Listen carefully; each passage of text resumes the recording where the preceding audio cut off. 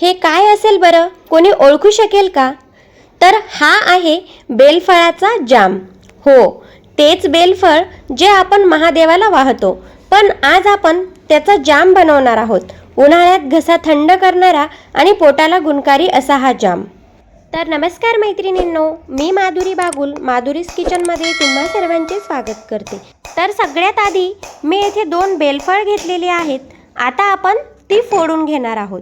बेलफळाचा कवच जरा कडक असल्यामुळे तो आपण मुसळीने इथे हळूच फोडून घेणार आहोत. आणि बघा, असा तडा गेला की आपण हाताने गर सहज काढू शकतो. आता आपण यातला सगळा गर चमचाने काढून घ्यायचा आहे. बघा, असा पिवळा धमक असा आपला हा गर निघालेला आहे. जसा कवट असतो ना, अगदी तसंच हे बेलफळ सुद्धा असतं. कवठाचा गर आपण ज्या पद्धतीने काढतो त्याच पद्धतीने बेलाचा सुद्धा गर काढायचा आहे. फक्त चमच्याने तो आपल्याला कोरून काढायचा आहे. त्यानंतर मी येथे पुरणाचीच गाळणी घेतलेली आहे. आता या गाळणीने आपण सगळा गर गाळून घेणार आहोत. म्हणजे बेलफळातल्या ज्या बिया आणि रेषा असतील त्या सगळ्या वर राहतील आणि खाली आपल्याला फक्त गुळगुळीत असा हा गर मिळेल.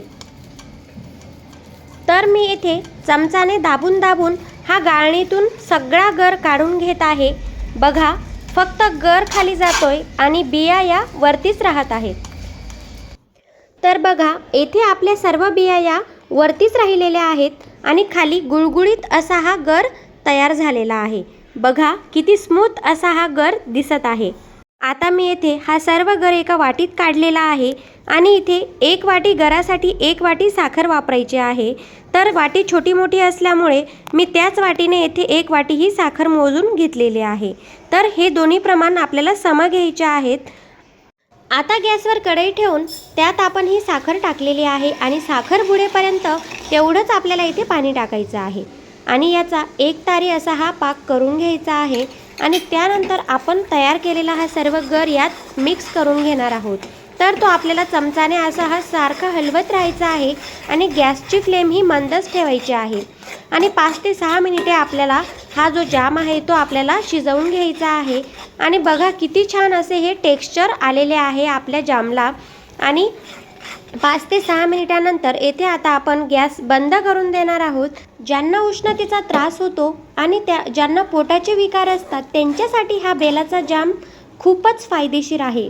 तुम्ही रोज 1 चमचा जरी घेतला तरी तुमची इम्युनिटी पॉवर वाढते आणि यात व्हिटॅमिन सी भरपूर असल्यामुळे सर्दी खोकलासुद्धा लांब राहतो. तर अशा पद्धतीने बहुगुणी असा हा बेलाचा जाम आपण आज बनवलेला आहे.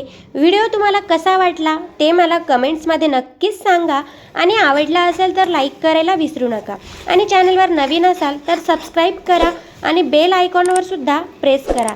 म्हणजेच माझे जे नवीन व्हिडिओ येतील ते सगळ्यात आधी तुम्हाला कळतील. आणि भेटूयात आता पुन्हा नेक्स्ट व्हिडिओसोबत. धन्यवाद.